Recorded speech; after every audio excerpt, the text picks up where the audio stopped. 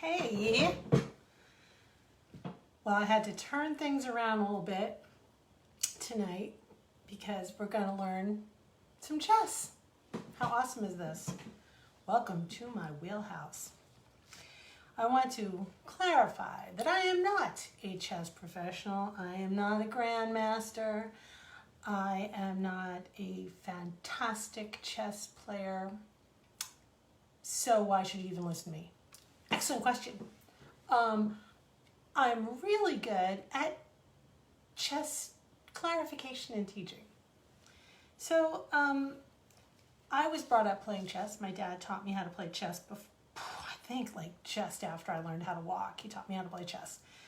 And then my former husband was a tremendous chess player and chess fan. And when we had Quinn, our fourth son, he was learning how to play chess from his father. This is when Quinn was kind of pre-verbal even. And both my former husband and Quinn have Asperger's. And there's huge, huge overlap, hey David, between people who have autism spectrum enhancement and chess players. And so Quinn loved to play chess, but unfortunately there really weren't any chess groups for children when we moved here. So 10 years ago, I founded the group, the Norfolk Initiative for Chess Excellence. Nice. And I did that with the help of a phenomenal woman, just the queen of all chess queens, Susan Polgar. I did not know Susan Polgar. This is a testament to how awesome sauce this woman is. So my former husband had a childhood crush on her. He's Hungarian, she's Hungarian. He was like, the sun rises and sets on Susan Polgar. And I got really tired of hearing that. Love you, Susan, but yeah. Anyway, when it came time to start a chess club for the kids, I thought, I'm a journalist. I'm just going to call Susan Polgar. What the heck? Worst thing she can do is say no. And man, she was far from saying no. She supplied us with chessboards and chess sets and clocks and books. And she really showed me the ropes of how to get kids and adults engaged, how to play bug house chess, how to play pawn wars, how to get everybody, who's interested in chess really engaged in a huge, multifaceted program. And she's been there 10 years and she's still there for me. So I love you. And as a matter of fact, she donated these books. Ooh, it's going to be backwards to you guys, but it's Breaking Through. And this is Susan. This is her biography. I have 3 chess books here, 3 books that I'm going to highly recommend tonight. Nothing that I've written, although the stories that you'll hear tonight, I have written, and they are coming out in a new book. So Breaking Through, how the Polgar sisters changed the game of chess. Phenomenal. Phenomenal. It's amazing how Susan really clarifies for me and for other parents how chess is not just a game for smart people. Chess is a game that makes you smart. Okay? It's critical thinking. Situational awareness. Another one, The Queen of Katwe. If you have not seen the movie, this is the Ugandan chess champion. And she was here in Norfolk. More on that. I will put all of these in the description for the video so that you can order them. And last but not least, not a chess book, but it's the story of Eleanor of Aquitaine, which is going to become very relevant as I tell these stories. So here's the deal. I am not a chess champion. I'm a storyteller. That's my gig. And what I discovered was that my father had taught me the rules of the game at top speed and then proceeded to beat me to death at chess until I hated the game. And then I watched the same thing happen to my kids. My ex-husband, brilliant chess players, brilliant man at so many things. He taught them how to play the game, and then he proceeded to beat them so regularly and unmercifully that they just hated it. And then I also found that as I formed this chess club, that moms were just hanging around doing nothing. They're like, okay, take my kid. And I was like, no. Who are they going to play with at home? You know, and they're like, I can't learn it. It's too hard. So I had to find a delivery system for chess. So I went to this woman named Alexy Root, who's, she was a professor, I don't know if she's still there, University of Texas at Dallas. And then I also read a book by Marilyn Yalom called The Birth of the Chess Queen. So, informed by three brilliant women, Susan Polgar, Alexy Root, and Marilyn Yalom, I came up with these three stories. Did I take some license with them? Yes, I did. Yes, I did. There are different versions of the chess story. I did some cherry picking so that I could use them as teaching tools. So, here's how I teach chess. Once upon a time, in 500 AD, in the country of Persia, there lived a king and a queen. Now, the king was a big, fat man.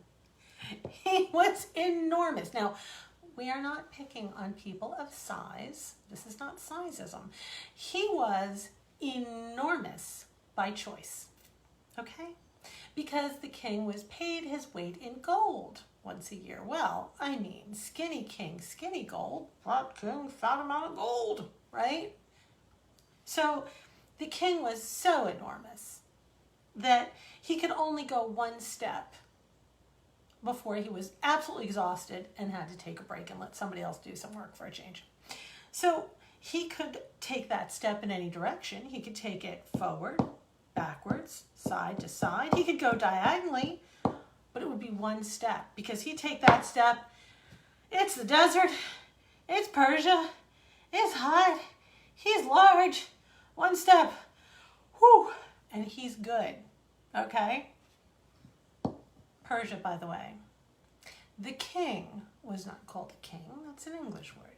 He was called the Shach. The Shach. Like there was a hairball in the back of your throat and you're saying the Shach. Okay? Got that? So, what country was Persia? What is it today? The Shah of Iran. So, Persia, Iran. I know India. Everybody who's Indian is jumping up and down. They're screaming. They're yelling. It's in India. Hang on. Hang on. We're going to get to India. It's okay.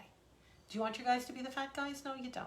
So, Persia is the fat guys. It's going to be okay. So, he could take one step in any direction, then he needed to take a rest. I mean, it sounded like his heartbeat actually was like boom, boom, boom, boom, boom, boom, boom, boom, boom, boom. That's going to be relevant in a minute or two. Thank you. We're going to put him back for a second. Just give him a rest because he needs it. Then there's the queen. Now, pop quiz, which you can't answer because this is kind of a one-way street unless you want to do it in the comments and have me try and see it from here. Who do you think is more powerful? The king or the queen?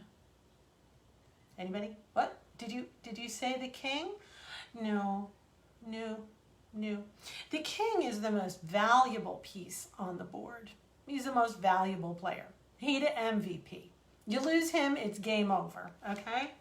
But there's one chick on the board to start with anyway, and she's the most powerful one on it, okay? The queen has the most power because the queen was not paid by the pound, and the king could have a whole lot of queens. Yes, he could. We'll get to that in a minute too. So because the queen had competition and she didn't get paid by her weight, the queen was young and fine and fit, and she could go in any direction as far and as fast as she wanted to. If she wanted to go all the way from here to here, she could do it. Zing. One move. Or she'd go to any square in between. In fact, the queen could go forwards, backwards, side to side, and diagonally as far as she wanted to go. Yeah, that's a lot of power right there. That's the queen. She's like the sun. Just picture a line radiating out. She didn't zigzag and she didn't jump. That's just not queenly behavior. No, sorry. We leave that to others. Now, we'll go from this side. The pawns. That's what these little guys are. They're called pawns. They're foot soldiers, kind of like children, because they're going to grow up as the game goes on and they gain more experience and more ground. They can turn into other things. But for starters, they're the weakest pieces on the board. They can only go one step at a time, straight ahead. They can't go backwards, they can't go sideways, and they can only go diagonally if they're going to capture. Now, the first time a pawn ventures out his front door, he's either timid, which is okay, or maybe we'll call it cautious. He's cautious and takes one step, or he can decide to really roll those dice and he can go two. Now, for children who really have trouble understanding this concept, I tell them the pawns are all wearing jetpacks. It's kind of an alternative version to the story. They're all wearing jetpacks. And the only time those jetpacks are any good is when they take their first step out the door. Now, whether you use that jetpack to go one or you use it to go two, jetpack is spent. So you can't come back and tell me, oh, Mrs. Suhay, I only took one for my first move and he took two, so I'm going to take two now. No, that's not how that works. No, not at all. So let's say our little guy, he's adventurous. He's going to go too. And this guy's going to go too. Well, it's like the north going Zacks and the south going Zacks in a Dr. Seuss story. They're stuck. Toe to toe, they can't go. They can only go if they're going to get something that's in their diagonal. They can't go diagonal to an empty. And do you know why that is? Of course you don't. That's why we're doing this tonight. It's because of really, really bad helmets. Yep, bad helmets. Did you know that? Yep, because back in Persia in 500 AD, they had these fantastic helmets. They protected everything, especially, and they had a thing about this, their nose. There was a big, wide nose piece down the center. So if you were to take your hands like this, put them up just above your eyebrows, and try and see what's in front of you, you know what you'd see? Nothing. Nothing. You can't see what's in front of you. You can see what's over here. You can see what's over there, but you can't see the guy right in front of you, so you can't do anything about him. And that's why pawns can't take what's right in front of them. The things you learn, right? Now, they can only take diagonally. They can't go diagonally to an empty. Okay? But if you get a pawn all the way to the last row of your opponent's side, it can turn into a queen, oops, I should do it here, a queen, a bishop, a knight, or a rook, also known as a castle. So this little guy right here levels up to one of these. Why is that? Oh, there's a story to go with that, but we're not there just yet. You see, once upon a time in Persia, the king and the queen, they went walking. They were all by themselves, and they went for their walk, and the king took his one step, and the queen, she went just jetting out. Well, what happened was the king, he got attacked. And at some point, he got cornered. Well, when the king was attacked, the queen yelled, "The shach! The shach!" Because remember the whole thing with the throat sound? That's what they called him. The shach. In chess, when it was translated into English, over and over again, shach became check. Check on your king. He's in trouble. Shach. When the king was trapped in a corner with nowhere else to go, no safe square to go to, he did a little something like this. Let's say he was over here and he was trapped. We'll just say like this, these two guys here, right? Well, he can't go here, and he can't go here, and he can't go here. What happened to that king back in 500 AD's big fat king in the sun? He's panicked. He doesn't know what to do. Oh yeah, shachmat. Shachmat. The king is down. The king is exhausted. The king has expired. The king is dead. Pick one, whichever one you prefer. Schachmat became checkmate.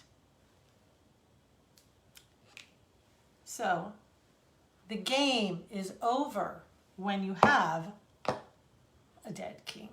And just FYI, little etiquette moment here. You never, ever, ever, ever, ever, ever, ever reach across this board and grab the other guy's king. You just don't do it. Because you didn't slay him. No, you did not. No. He is slain. He is down. He dies of a heart attack. So you put down your own king because he's dead of natural causes, basically. And this brings us to why we have this game in the first place. Because when the king died, the queen summoned the royal advisors. Well, who would be good advisors? Well, we have these two guys called bishops. They have a little diagonal cut for the mitred hat that a bishop wears. But basically, they're two religious men, okay? One of them only believes in the existence of the dark squares, and the other one only believes in the existence of the white squares. So something's got to get out of his way, and he can only go diagonally on white, and he can only go diagonally on black. They can go as far as they want to go, or as few as they want to go, just like the queen. So they're not limited like the pawns, and they're not limited even like the king. So she's got her two bishops here to advise her. And they bring in the knights. Now, the knights. The knight is not a horse. The knight is a guy on a horse.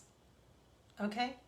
It got changed when the Arab nations felt that they didn't want these to be in the likenesses of human beings. So they got a little bit of a makeover.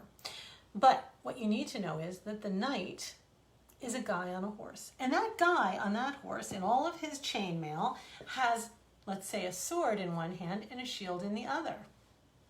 This is why the knights don't just jump straight, like the cow going over the moon. No, no. The knights jump in the shape of the letter L. It could be an L this way, this way, this way, or this way. But it's still an L, a capital letter L, not a lowercase letter L. No, no, no, no, no. So they jump 1, 2, 3, not counting the square that they're on. They go 1, 2, and then they land either on the side of their sword or the side of their shield. That's why they don't jump straight over. That's why they jump in the shape of the letter L. So I like the Black Eyed Peas, not just for dinner, but for music. So it's boom, boom, boom, boom, boom, boom, right? Boom, boom, boom, boom, boom, pow. The knight lands on the piece and he takes it. This is not a friendly game of checkers where you leap over something and capture it. No. You land on your opponent, you take the guy as a hostage, and you take his land. So you land in his space, and that's where you stay. So they had a knight, they had the bishops, and of course the castle, known as the rook. The rook. Why in the world did they call it a rook? Anybody know? Now's the time to hit those comments. If you don't, there are a couple of theories on this. Everybody who is a Game of Thrones fan will know one of them, and that is that messages were sent by Boyd. Yes, birds. And the birds would fly straight from one tower to the other. So these go forward, backward, side to side, like the exits on an airplane. Forward, backward, side to side. Those are the rooks. It's called a rook because the birds stayed at the top of the tallest tower. And a place where birds roost and nest is called a rookery. They also had birds called rooks. So the rook is named after the birds that lived there that were the messengers. So we had our rooks, we had our knight, and we had them all here to advise the queen now that the king was shachmat, dead. And they said to her, Your Highness, and we're going to resurrect him for a moment here, Your Highness, you have 2 sons. You have to make one of them the king. Well, guess what? In 500 AD in Persia, they really hadn't gotten around to the kinds of laws that they had in England a few centuries later, where the eldest would inherit the kingdom. Nope, this was dealer's choice. The king, before he died, was supposed to have selected which son, because in those days, with all those wives, there's a lot of sons to choose from. Some of them might not have been quite as able as others. Well, the king hadn't expected to die that day, and he hadn't selected a son, and the queen was overwrought, and she couldn't decide. Well, I have 4 sons. I can tell you exactly what happens when you have sons who are going to fight over possession of something. Yep.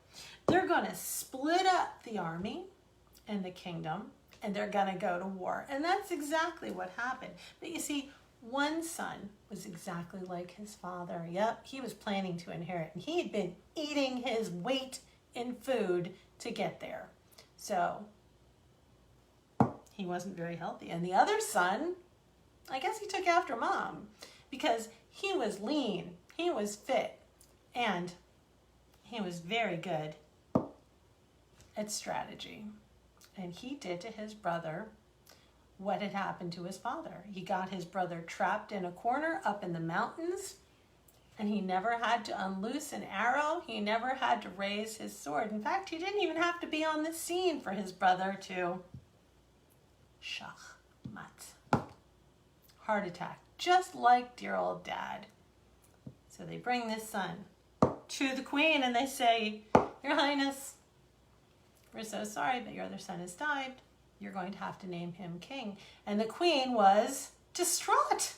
How could she possibly name a son who would cold-bloodedly murder his brother to get the throne? She said no, she refused. And they tried to explain to her that it wasn't hand-to-hand combat. She couldn't understand how it could have happened. Well, as days and weeks unfolded and the kingdom was in chaos, some clever person came up with the very first modeling and simulation situation. Yep, bring in the royal toy maker and recreate the battle, complete with kings and queens and bishops and knights and rooks and pawns. Originally, though, you see, the boards were not green and white. They weren't even black and white. They were red and black. Every time I teach this game to a child of color, every single time for 10 years now, we have quite a lot of data on this one in this neck of the woods. Some child, even if it's not the one I'm teaching, some child in the room will turn around and say, I don't understand why white has to go first. It's not fair, it's racist. And that's a very fair question to ask. Why does white get to go first? Why doesn't black go first? And I have a lot of kids who absolutely refuse to play white because they say, I'm not white, so I'm not going to play it. It is poignant, indeed, that in the game of chess, playing black is not the advantage necessarily. Going first is an advantage. So, you got to learn to play white. But I explained to them that the original chess sets were black and red. The brother who attacked first drew first blood. It was red that went first. Black was the color of the earth that the blood was spilled on. And so you see, as time went by and chess traveled the globe and sets were carved from different materials, stone and wood that was red weren't always abundant. So it became a light color versus a dark color because red is lighter than black. So you see, it's not about race at all because we all bleed the same color. It's a universal choice. That's just a little bit of research right there. So the queen saw the entire battle played out before her on this new and wondrous thing. Of course, on the first chess sets, there were no queens. Nope. There were viziers, advisors, little guys, kind of like a little bit bigger than the pawns. They really didn't have a whole lot of power either. It took a while, and Eleanor of Aquitaine, for us to get the queens. So, the queen saw this whole thing played out with the advisor to the king in this spot. And she finally understood, and she finally made her son king with the caveat that all princes of the realm and royal families from thenceforth would have to learn to play this game. And if they were going to have a conflict within the royal family, this right here was where they were going to have their war on the 64 squares. By the way, when you look at these squares, the white square or the light colored square is on the right. And the queens, when you have them, are on their color. So white square on the right, queen on her color, and then you simply set it up from the tallest down to the smallest so that it forms the peaked roof of a royal house. The king's head must be higher than everyone else's. So that's how you set up the chessboard. But how did the queen get on it? Well, in France, there was a queen. Her name was Eleanor of Aquitaine. She was married to the king of France, but lo and behold, one day, Eleanor was told that the king of England was looking for a wife. And she was going to be it. She divorced the king of France. She married the king of England. She became the queen of England, and she had 3 sons. One was Richard the Lionheart, eventually. There was a problem. Yeah, you know, those English kings, they really did have a proclivity for running around. And this king was no different. It came to the queen's attention that when the king was going off to the Crusades, he and his merry men were making merry with merry women that weren't their wives or significant others. The queen was peeved. And what she decided to do was take her ladies and her court, and they all disguised themselves as soldiers. And when they finally followed the king to one of his battles, they uncloaked, revealed their identities, and the king was caught en flagrante delicto with his honey. Now, sadly, the king was still the king and the queen was still just the queen. And so he banished her with all of her ladies in waiting and her knights and all of her bishops and everyone to a castle far across the kingdom so that he could do whatever he wanted to do. Well, the queen decided that if that was going to be the case, she was going to deploy the game of chess and her 3 sons to make his life an absolute misery. And that's what she did. She took a chessboard, all of her sons, of course, knowing how to play. She had it overlaid with a map of the region that the king was in, and had numbers and letters placed on the board. So that if the king had sent someone out as a scout, her sons would send a message and say, P for pawn, to E5. Maybe that's Derbyshire, and she would know that. And then she would send back instructions, naming the first letter of the person she wanted to be put into play, and kind of like sinking his battleship, the numbers and letters corresponding to where she wanted them to be.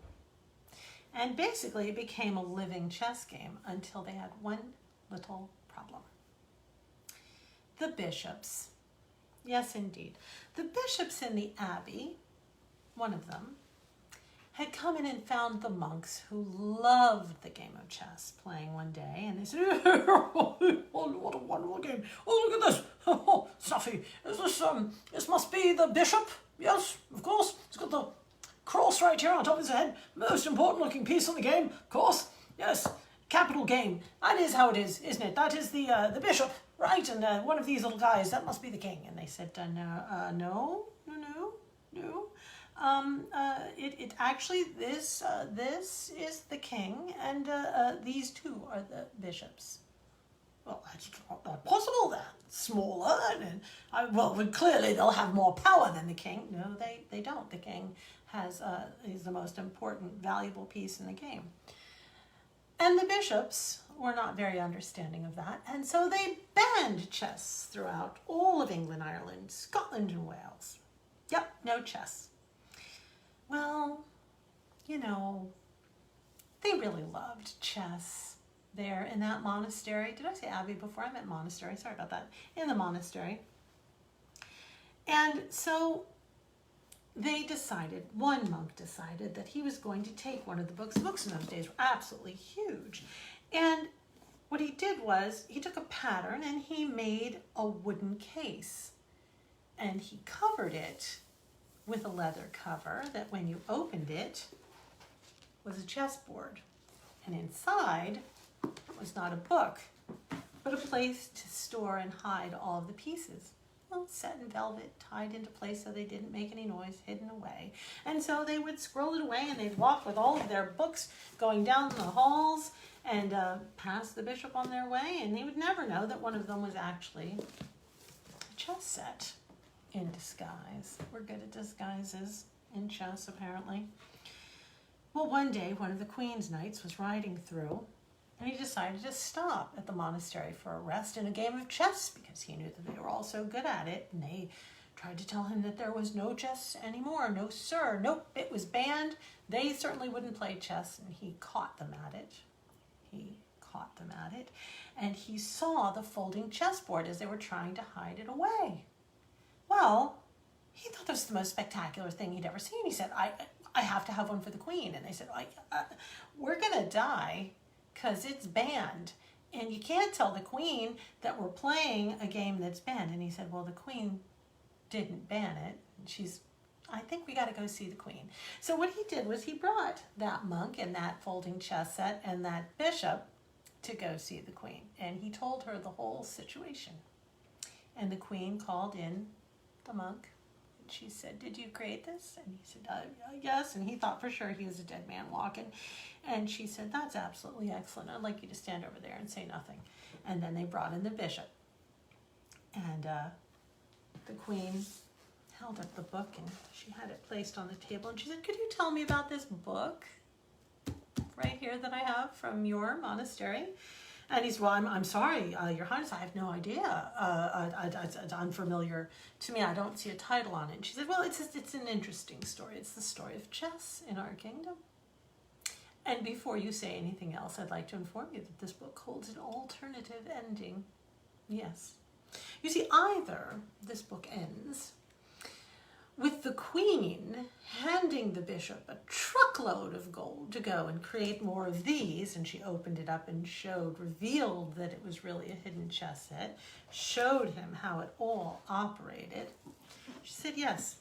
So either you're going to take the money and create a whole bunch of these for me to send out to my son and all of his men, or the alternative ending is that the bishop tells the Queen that he has banned chess, at which point he is escorted to the tower yonder, and his head is stricken from his body." Yeah. Which one is ending going to be, do you think? I can't wait to find out. And he said, "Oh, yes, we will have those made for you immediately." And just, truckload of gold versus the tower. That was just, you didn't even have to be a chess player to come up with that one. And she said, I rather thought that was how that was going to end. Yes, thank you. And so off they went. And months later, when the chess sets were delivered to the Queen, they contained a replacement for the vizier a queen. And a little list of new instructions. Yes, indeed. And in those instructions, what it said was that they had taken note of the queen's tremendous journey, wherein all of her ladies in waiting and all of her knights and bishops and rooks were hidden from view and revealed later on. And so what they felt they would do was to make these pieces, their role would change. If they went all the way across the board, they could become a queen, a bishop, a knight, or a rook. A queen? She said yes. She looked, and there was the queen. The most powerful piece on the board. A reward for having rescued the game of chess from oblivion. A reward for having to deal with being berated, hidden away, and placed below standard, below the salt, as they called it in those days. So, in the game of chess, what I learned from a brilliant, brilliant woman, the wife of Ernest Schlich, who is no longer with us, was that every pawn is a baby queen. That's right. Every pawn is a baby queen. And that's why. So it's a game of skill. It's a game of strategy. It's a game of history. And it's a game of empowerment. It's a game of situational awareness. And it's a game that teaches us critical thinking. Children who play this game just once a week over the course of a year can improve their standardized test scores by up to 70%. Every child that I've ever taught this game, who's ever come back to play it consistently, and particularly those whose family members got hooked on the game, especially their mothers, their aunties, and their grandmothers, because their grandfathers most of the time already knew how to play. But the women who learned how to play chess because they heard the stories or overheard them while their children, nieces, nephews, and grandchildren were learning about the queen who wouldn't sit still while her husband ran around, the queen who ran all of this game, the knights, the bishops, all of this history, schach and schachmat, they remembered it all. And when they got home with the kids, they played. And those kids didn't just get better at chess. They got better at school. They got better at life.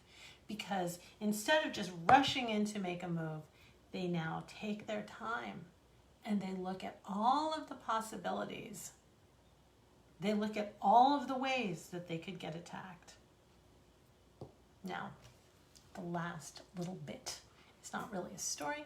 It's how I teach children how the king is not allowed to move, because I didn't mention that earlier. It didn't quite fit in with the story. So the king can never move to a square where he's in danger. And the way I like to look at this, and the way the kids kind of enjoy it, is to say, imagine that you're in the Secret Service, and your job is to protect a president that you really, really like. And he's being attacked. Now, there are three ways, because when a king is being attacked, it's called check. Okay? So let's say your king is here, and this guy is here. He has the ability to attack the king. That's called check. And there are three ways to get out of check.